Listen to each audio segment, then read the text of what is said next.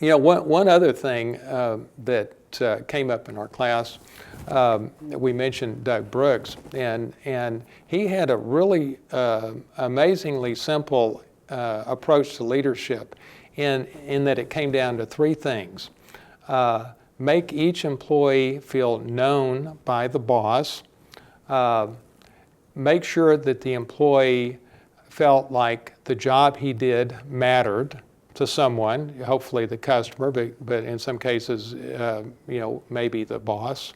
And the third was measure the performance of the person's job at least weekly, and not just for the boss, but for the employee. And when Doug shared that with our class,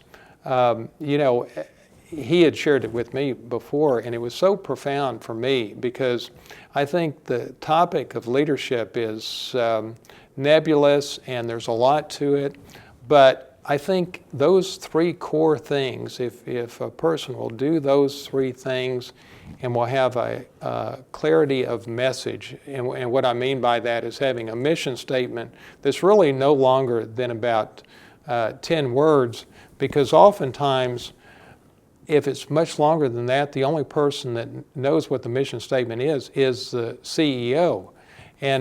But you want the employees to live that mission statement, so it's got to be short and simple. So I think the lesson I came away with from what Doug shared with us was do those three things and have a short mission statement, and that's a great foundation for leadership. And I buy into that totally, and I particularly focused because I teach this course in corporate governance. I think about mission statements periodically, and I think most of the time they're too long, too elegant, and not very impactful. Right. Because people don't really understand them.